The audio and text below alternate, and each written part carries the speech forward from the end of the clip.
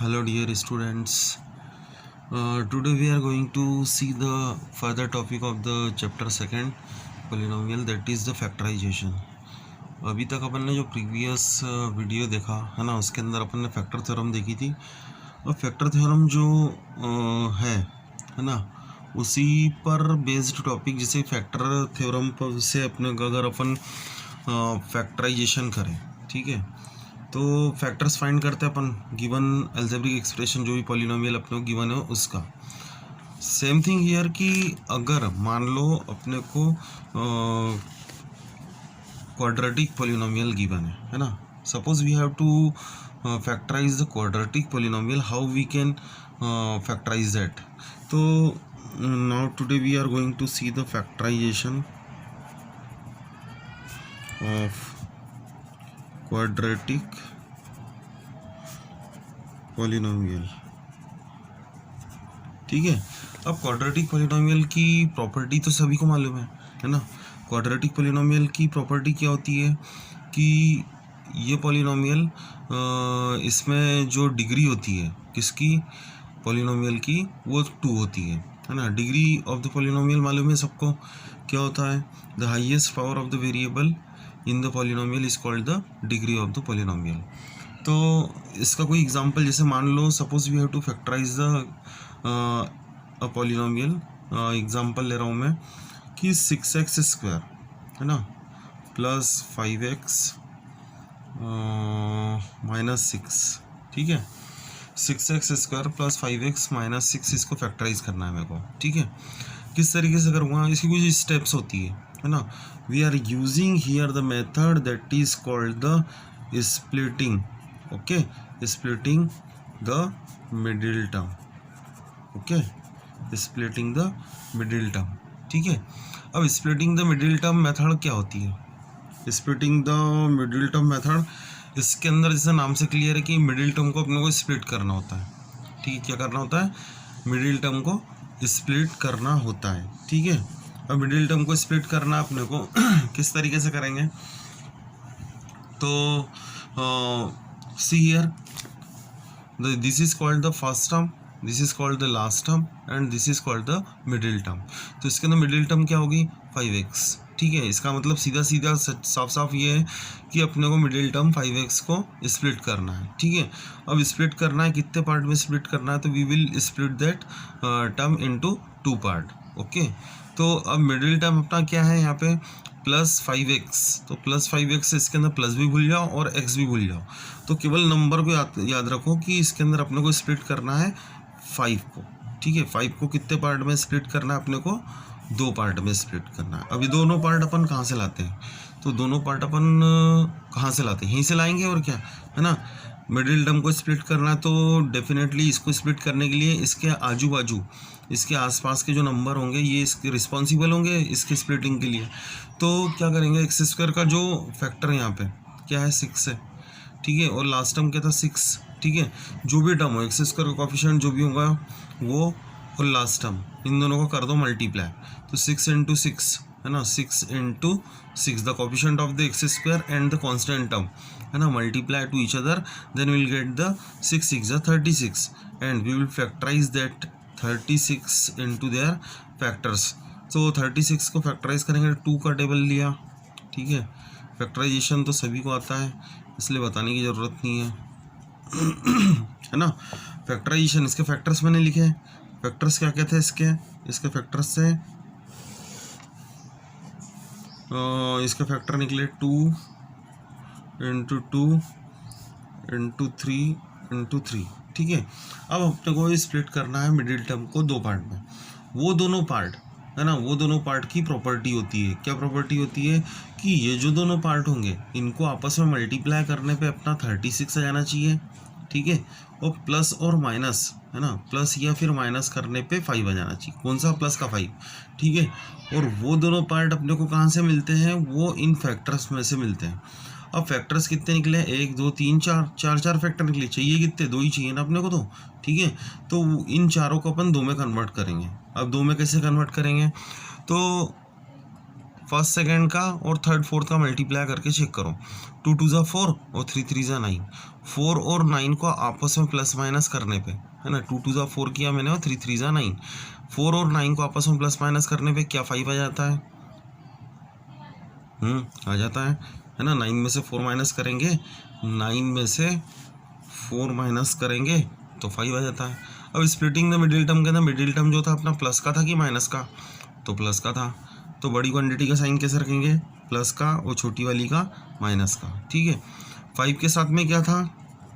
x था, तो यहाँ पर भी x और यहाँ पर भी x। ठीक है। तो प्लस का 5x अब स्प्लिट किस में हो गया? 9x माइनस 4x में। ठीक है। तो इसको स्प्लिट करेंगे 6x स्क्वायर। मिडिल टर्म को स्प्लिट किया मैंने क्या किस में? प्लस का 9x और माइनस का 4x, minus 6 last term as it is. ठीक है। फर्स्ट और last term as it is, we will split only the middle term. ठीक है। अब ध्यान से देखो, अब ध्यान से देखो कि इन दोनों टर्म और इन दोनों टर्म, है ना, इनमें क्या क्या कॉमन है। ठीक है। 6x स्क्वायर और 9x, इसमें कॉमन क्या है? x तो दिख ही रहा है साफ साफ कि x तो कॉमन जाना ही जाना है। 6 और 9 न्यूमेरिकल वैल्यू के अंदर देखो क्या कॉमन है।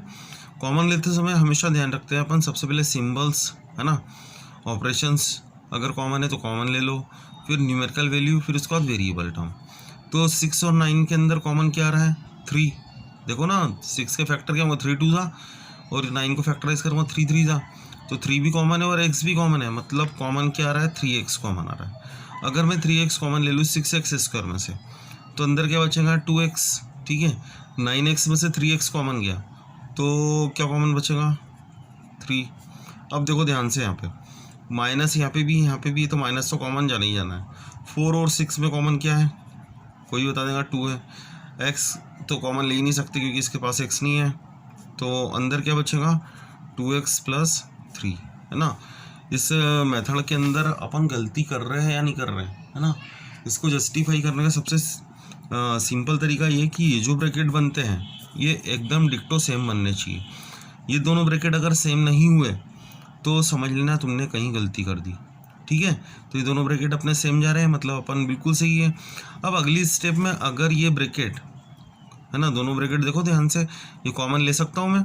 अगर मैंने ये ब्रैकेट कॉमन ले लिया 2x प्लस 3, है ना, मतलब 1 टाइम लिखा, है ना, ऐसे समझ लो कि इस ब्रैकेट के बाहर, इस स्क्वायर ब्रैकेट के बाहर 2x प्लस 3 कॉमन ले लिया, है ना। या फिर ये समझ लो कि ब्रैकेट गायब हो गए, तो क्या दिख रहा है तुमको? 3x minus 2। तो ठीक है। तो इस तरीके से फैक्टराइज कर सकते हैं अपन किसको? क्वाड्रेटिक पॉलिनोमियल को, by using the splitting the middle term. Okay. एक क्वेश्चन और देखते हैं। अब एक क्वेश्चन और देखते हैं, है ना। स्प्लिटिंग द मिडिल टर्म के अंदर अब अपन सपोज टू तुमको फैक्टराइज करने के लिए आया कि 12x square minus 7x plus 1, इसको फैक्टराइज करो। तो क्या करोगे? यहाँ पर भी वही मेथड अप्लाई करेंगे कि मिडिल टर्म को देखो ध्यान से, ये फर्स्ट, ये लास्ट, है ना, और मिडिल टर्म माइनस 7x। ठीक है। तो इसके अंदर मैंने तुमको क्या बताया? ऑपरेशन को छोड़ दो, वेरिएबल को छोड़ दो, तुम तो न्यूमेरिकल वैल्यू को देखो कि किसको स्प्लिट करना है। तो 7 को स्प्लिट करना है कितने पार्ट में? 2 पार्ट में। दोनों पार्ट कहाँ से आएंगे? तो ये रिस्पॉन्सिबल है इससे, फर्स्ट और लास्ट टर्म। ठीक है। तो 12 का मल्टीप्लाई 1 से करेंगे, 12 का मल्टीप्लाई 1 से करेंगे तो क्या आएगा? 12। 12 के निकालेंगे फैक्टर। फैक्टर कैसे निकालते हैं? सबको आता है। ठीक है। फैक्टर क्या निकले? 2 इंटू 2 इंटू 3। ठीक है। अब ये जो दोनों टर्म जिसमें स्प्लिट करना है वो दोनों फैक्टर कहाँ से आएंगे? इनमें से आएंगे। अब इनमें से अपन, यहाँ तो 3 है तो 3 का 2 बना दो। पहले दूसरे को मल्टीप्लाई करके चेक करते हैं। 2 2 ज़ा 4, 4 और 3, 2 2 ज़ा 4 कर लिया 1, और 4 और 3, है ना। 4 और 3 को आपस में प्लस माइनस करने पे 7 आ जाता है क्या? तो आ जाता है। प्लस करने पे 4 और 3 को प्लस करने पे 7 आता है। लेकिन यहाँ पर मिडिल टर्म अपना माइनस का है ना। मिडिल टर्म अपना कैसा है? माइनस का है। तो ये दोनों नंबर अपने को माइनस के लेने पड़ेंगे क्योंकि -4 एंड -3 विल बी -7। ठीक है। x भी है साथ में, तो x लगा दो भैया। ठीक है। -4x -3x में स्प्लिट कर दिया मैंने -7x को, तो 12x स्क्वायर, है ना। अब स्प्लिटिंग द मिडिल टर्म में मिडिल टर्म स्प्लिट हो चुका किसमें? -4x और -7x 3x में, ठीक है, +1 last term as it is. अब इन दोनों में से और इन दोनों में से कॉमन निकालेंगे। तो सबसे पहले देखो न्यूमेरिकल वैल्यू 12 और 4, 12 और 4 के अंदर कॉमन क्या आ सकता है, 4 आया ना, है ना, 4 3 ज़ा 12 लिख सकता हूँ मैं तो, और यहाँ पे 4 है तो 4 कॉमन ले सकते हैं। x² और x में x भी कॉमन है तो x कॉमन ले लिया मैंने।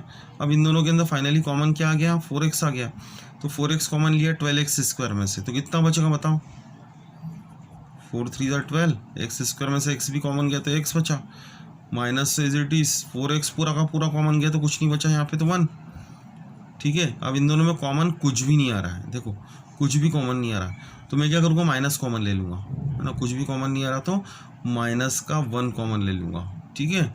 माइनस का 1 कॉमन लिया, अगर मैं माइनस कॉमन लेता हूँ, है ना, ध्यान रखना, अगर माइनस कॉमन लेता हूँ तो अंदर के साइन बदल जाएंगे, माइनस का लिखूँगा प्लस का 3x और प्लस का 1 लिखूँगा माइनस का 1। अब देखो ये दोनों ब्रैकेट सेम बने, मतलब मैं प्रोसीड सही कर रहा हूँ, है ना, सही क्वेश्चन कर रहा हूँ, क्योंकि अगर ये ब्रैकेट अगर चेंज हो जाते हैं, है ना, या डिफरेंट हो जाते हैं, साइन अलग आता, तो इसका मतलब ये होता है कि मैं गलत कर रहा हूँ, ठीक है। लेकिन ये दोनों ब्रैकेट सेम है, मतलब we are doing very correct. अब देखो ये दोनों ब्रैकेट अगर मैं कॉमन ले लूँ, तो ब्रैकेट अगर मैं कॉमन ले लूँ 3x - 1, इस ब्रैकेट को अगर मैंने कॉमन ले लिया तो क्या बचा, 4x - 1, 4x - 1, तो ये हो गया अपना स्प्लिटिंग, है ना, सिंपल। तो इस तरीके से स्प्लिटिंग द मिडिल टर्म कर सकते हैं, ठीक है। तुमको मैं 1-2 क्वेश्चन देता हूँ होमवर्क, तो स्टूडेंट्स ये क्वेश्चन तुमको करना है, ठीक है, खुद से करना है, ठीक है, डू योर सेल्फ, इस क्वेश्चन को प्रैक्टिस करो, है ना, ट्राई करो और खुद से सॉल्व करो। Now student we are going to see the factorisation of the cubic polynomial, ठीक है। तो अब क्या देख रहे हैं अपन, फैक्टराइजेशन ऑफ क्यूबिक पॉलिनोमियल, ठीक है। क्यूबिक पॉलिनोमियल किसको बोलते हैं, सबको मालूम है, क्या होता है कि the polynomial in which having a degree 3, है ना, ऐसा पॉलिनोमियल जिसके अंदर डिग्री 3 होती है ना, the highest power of the variable 3 होता है, तो उसको बोलते हैं क्यूबिक पॉलिनोमियल, ठीक है। अब देखो क्यूबिक पॉलिनोमियल के अंदर, है ना, बेस्ड ऑन द कंडीशन, कि किस कंडीशन में अपने को, ये तुम्हारा क्वेश्चन में ले रहा हूँ NCERT का ही है ना। अब तुम देखो ध्यान से, ये जो पॉलिनोमियल मैंने लिखा कैसा है, ये क्यूबिक है ये, ठीक है। अब इसको ध्यान से अगर देखें, इसको फैक्टराइज करना है मुझे, ठीक है, कैसे करूँगा, अगर मैं तुमसे क्वेश्चन करूँ कि फर्स्ट सेकंड और थर्ड फोर्थ टर्म, है ना, इसके अंदर कुछ कॉमन ले सकते हो क्या, तो जैसे फर्स्ट और सेकंड टर्म के अंदर अगर मैं देखूँ तो मैं x² कॉमन ले सकता हूँ, देखो ना, x³ और x², इसमें से अगर x² कॉमन ले लूँ तो x³ में से x² कॉमन गया तो x बचा, -2x² में से x² कॉमन गया तो 2 बचा। सिमिलरली यहाँ दोनों में कुछ कॉमन नहीं है, लेकिन अगर मैं -1 कॉमन ले लूँ, है ना, कुछ भी कॉमन नहीं था तो माइनस ले लिया कॉमन, और माइनस क्यों लिया, क्योंकि इस टाइप का फैक्टर मुझे यहाँ बनाना है, ठीक है। तो x अंदर के साइन बदलेंगे, माइनस का x प्लस का 2 माइनस का हो गया, ठीक है। अब अगली स्टेप में है, अगली स्टेप में अगर मैं इस ब्रैकेट को ही कॉमन ले लूँ ना, x - 2 कॉमन ले लूँ तो क्या बचेगा, x² - 1, ठीक है ना। देखो ना, ये ब्रैकेट अगर कॉमन ले लूँ, मतलब बाहर निकाल दूँ, ये तो क्या बचा, x² - 1।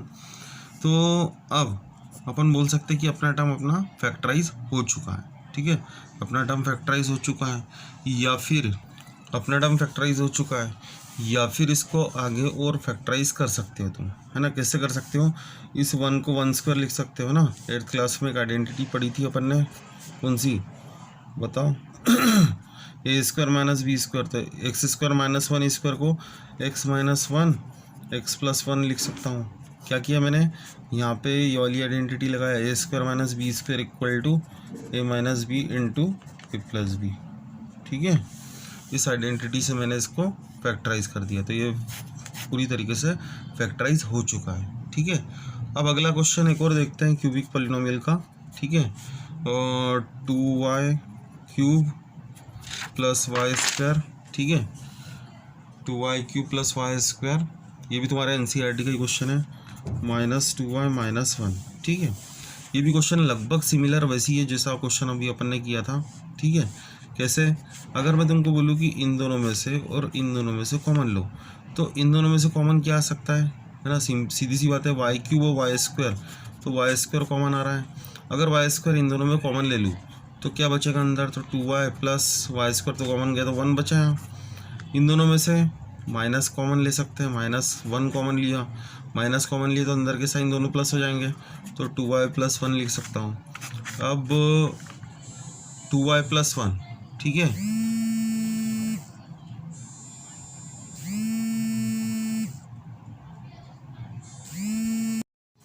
अब देखो इस क्यूबिक पॉलिनोमियल में अपन ने फैक्टराइज कर लिया है ना, 2y + 1, अगर मैं 2y + 1 कॉमन ले लूँ, ठीक है, तो अंदर क्या बचेगा, y² - 1, ठीक है। इस 1 को 1² लिख सकता हूँ अगर मुझे आगे फैक्टराइज करना है तो, ठीक है। तो 2y + 1 एज इट इज़, फिर से वही वाला फंडा, a² - b², तो y² - 1² क्या होगा, y - 1 y + 1, ठीक है। तो इस तरीके से अपना ये फैक्टराइज हो चुका है, ठीक है। एक और क्वेश्चन देखते हैं फैक्टराइजेशन पे, ठीक है, तीसरा पार्ट, ठीक है, फैक्टराइजेशन पे एक और क्वेश्चन देखते हैं। अब इसको फैक्टराइज करना थोड़ा सा अलग तरीके से करना पड़ेगा अपने को,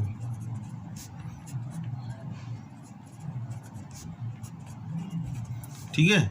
ये क्वेश्चन है, अब देखो इस क्वेश्चन में है ना, इसको फैक्टराइज करेंगे अपन। तो इसको फैक्टराइज करने के लिए क्या करें, तो जब अभी तक तो अपन सिंपल काम करते हैं कि पहले दूसरे के अंदर कुछ कॉमन, दूसरे तीसरे, तीसरे चौथे में कुछ कॉमन, और फिर इस तरीके से सिंपल तरीके से काम कर लिया। बट यहाँ पर ऐसा कुछ भी नहीं हो रहा है, जो अगर चेक करो तो इस तरीके से अपन यहाँ पे फैक्टराइज नहीं कर सकते, ठीक है। अब यहाँ इस तरीके से फैक्टराइज नहीं हो रहा तो फिर अब क्या करें, है ना। तो अपन यहाँ पर हेल्प लेंगे किसकी, फैक्टर थ्योरम की, है ना। किसकी हेल्प लेंगे, फैक्टर थ्योरम की। फैक्टर थ्योरम के अंदर क्या बताया था मैंने कि जो भी कांस्टेंट टर्म है, अब ये इस पॉलिनोमियल में अगर मैं तुमसे पूछूं कि कांस्टेंट टर्म बताओ, तो कांस्टेंट टर्म इसमें 20 है ना, 20 कांस्टेंट है। तो suppose I ask to you what are the factor of the 20, so we will start by the +-1, है ना। 1 से स्टार्ट करेंगे, छोटा फैक्टर सबसे पहले लेंगे।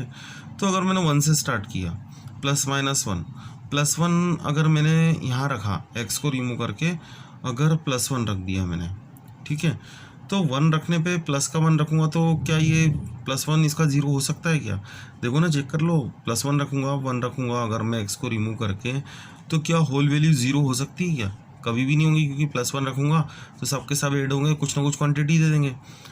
अब अगर मैं तुमसे पूछूं कि x = -1 रखूँ, है ना, x = -1 रख दूँ इसमें, तो क्या होल वैल्यू 0 हो जाएंगी, है ना। तो चेक कर लेते हैं। तो ये जो पॉलिनोमियल था अपना, है ना, पॉलिनोमियल क्या था, x³ ठीक है, +13x² +32x +20, इसके अंदर मैंने x को हटा के -1 रखा, ठीक है। तो -1 का क्यूब +13 × -1 का स्क्वायर +32 × -1 +20, ठीक है। -1 का क्यूब क्या होगा, -1 का स्क्वायर तो +1 होगा, +1 × 13 32 × -1 -32 +20, ठीक है। -1 and -32,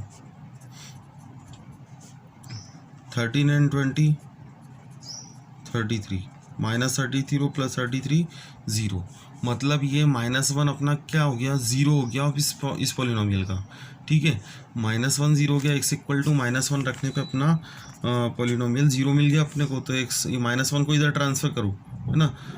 सपोज अपने को फैक्टर फाइंड करना है, तो -1 को इधर ट्रांसफ़र किया x की तरफ, तो -1 इधर जाके +1 होगा, तो x + 1, है ना, इज़ फैक्टर, ठीक है। x + 1 क्या होगा, इस पॉलिनोमियल का एक फैक्टर हो जाएगा, ठीक है।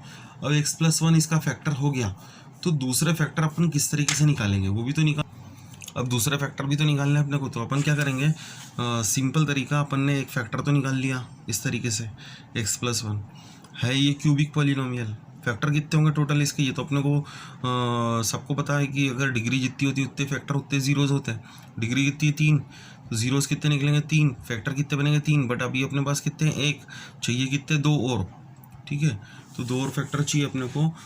तो अपन एक तरीका तो ये यूज़ कर सकते हैं कि इस पॉलिनोमियल है ना, सबसे पहली मेथड है ना, सबसे पहली मेथड तो ये कि एक फैक्टर तुमको मालूम पड़ गया है ना, ध्यान से देखना, तो इस मेथड से ही तुमको इजी हो जाएगा करना है ना, तो सारे क्वेश्चन इससे कर सकते हो। अब देखो पहला फैक्टर मिला मुझे x+1। अब अपना जो पॉलिनोमियल है इस पॉलिनोमियल को देखते हुए चलेंगे और इसको ही देख के अपन काम करेंगे। पहला टर्म अपना क्या था भैया, तो पहला टर्म था x3। क्या था, x3। x में किसका मल्टीप्लाई करूँ, किसका मल्टीप्लाई करूँ x में कि x³ आ जाए, तो x में x² का मल्टीप्लाई करेंगे। किसका मल्टीप्लाई करेंगे, x² का मल्टीप्लाई करेंगे, ठीक है। तो x इंटू x² क्या होगा भैया, x3, x² into 1, x² into 1, अगर ब्रैकेट सॉल्व करूँगा तो क्या आएगा, x इंटू x², तो ये तो x³ पहला टर्म तो आ गया, फिर x² इंटू 1, x² आ गया अपने पास, बट अपने पास x² वाले टर्म कितने, 13x² है अपने, अभी x² है अपना 13x², तो अपने को चाहिए कितने और 12x² और चाहिए ना, कितने x² और चाहिए 12x²। अपना फैक्टर क्या है, x+1 निकला था है ना, x+1 की हेल्प लेना अपने को, तो x में 12x का मल्टीप्लाई करेंगे, 12x इंटू एक्स कितना होगा, 12x into x, 12x into x 12x², ठीक है। तो 12x² और ये वाला x² कितने x² हो गए, 13x², ठीक है। But 12x into 1, 12x into 1 कितना होगा 12x, ठीक है। चाहिए कितने भैया x, 32 चाहिए ना, कितने और चाहिए, ये तो 12x है, 20 और चाहिए मेरे को है ना, कि 20x और चाहिए, तो 20 इंटू x+1 अपना फैक्टर। देखो ध्यान से, इस फैक्टर की भी हेल्प लेते जा रहा हूँ और काम करते जा रहा हूँ, तो 20 इंटू एक्स 20x और 20 बन जा 20 आ गया, पूरा सेटिस्फाइड हो गया। अब मैं क्या करूँगा कि x+1 को मैं ले लूँगा कॉमन, x+1 को समझ लो इस स्क्वायर ब्रैकेट में से x+1 बाहर खींच लिया मैंने, तो अंदर क्या बचेगा, x² बचा, और क्या बचा, प्लस का 12x बचा, और क्या बचा, प्लस का 20 बचा, ठीक है। अगर ध्यान से देखो तो ये क्वाड्रेटिक बन गया, और क्वाड्रेटिक पॉलिनोमियल को स्प्लिट करना है ना by splitting the middle term, मैं तुमको बता चुका हूँ अभी, ठीक है। तो स्प्लिटिंग द मिडिल टर्म से इसको अपन स्प्लिट करके इसके फैक्टर निकालते हैं। तो क्या सिखाया मैंने तुमको कि मिडिल टर्म क्या है 12 है ना, 12 को स्प्लिट करना अपने को है ना, 12 को स्प्लिट करना है कितने पार्ट में, 2 पार्ट में। दोनों पार्ट भैया कहाँ से लाएंगे, तो दोनों पार्ट अभी अपन इस पर बात कर रहे हैं क्वाड्रेटिक पॉलिनोमियल पे, ठीक है। तो थोड़ा ध्यान से देखो, ठीक है। तो अब ये कहाँ से लाएंगे दोनों पार्ट, तो वो दोनों पार्ट के लिए रिस्पॉन्सिबल फर्स्ट और लास्ट टर्म होते हैं। x² कोएफिशिएंट क्या है 1 ही है, 1 का मल्टीप्लाई 20 में करा और 20 के निकाल डाले फैक्टर, ठीक है। 20 के निकाल डाले फैक्टर, क्या क्या निकलेंगे, ये 10, ये 5 और ये 5, ठीक है। इसके फैक्टर क्या क्या निकले, अब इसके फैक्टर क्या क्या निकले, इसके फैक्टर निकले अपने फैक्टर निकले इसके अपने 2 इंटू 2 इंटू 5, ठीक है। 2 2 ज़ा 4 5 ज़ा 20। अब ये दो अपने को चाहिए, दो फैक्टर ऐसे हैं जिनको प्लस माइनस करने पे 12 आना चाहिए और मल्टीप्लाई करने पे इन दोनों को अपना 20 आ जाना चाहिए। तो वो कहाँ से मिलेंगे फैक्टर, इसमें से है यहाँ पे कितने 1 2 3 3 है, अपने को चाहिए कितने 2, तो 2 कैसे गया, देखो चेक करो।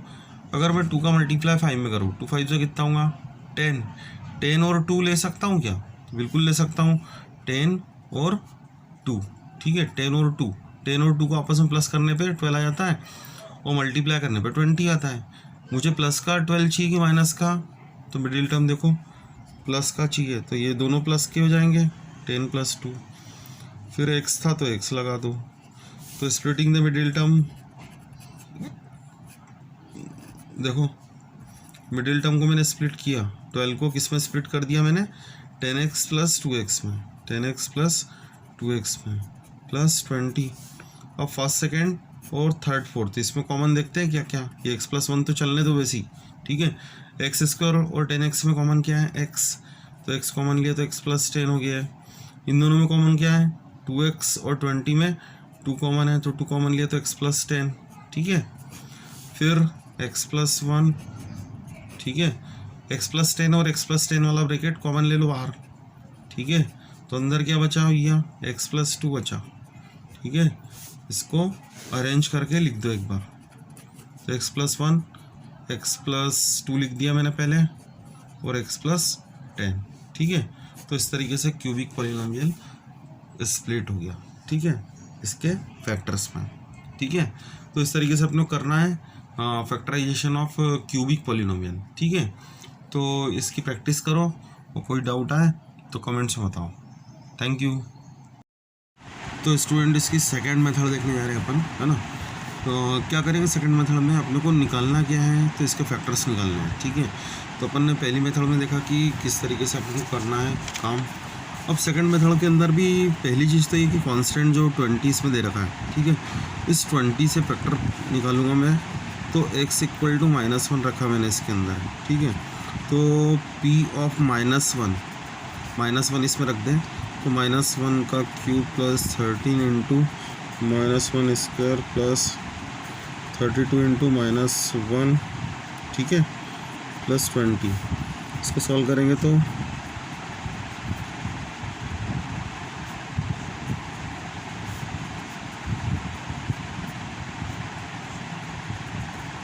0 आया, ठीक है।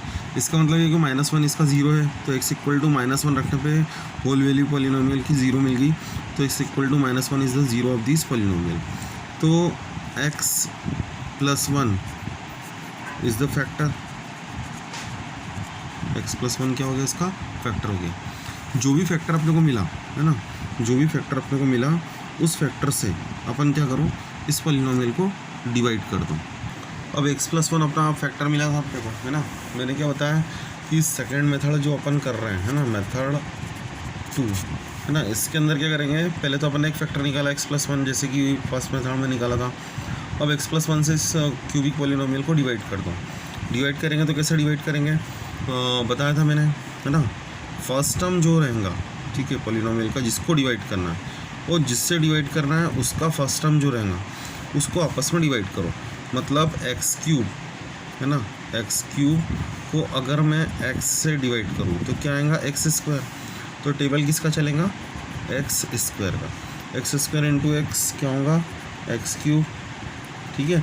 x² 1 सा x², ठीक है। अब सब्ट्रैक्ट करेंगे तो प्लस का माइनस x³ से x³ कैंसिल हो गया, प्लस का 13 x² माइनस का 1 x², तो प्लस का 13 माइनस का 1, तो कितना बचा, 12 बचा। बाकी टर्म को डाउन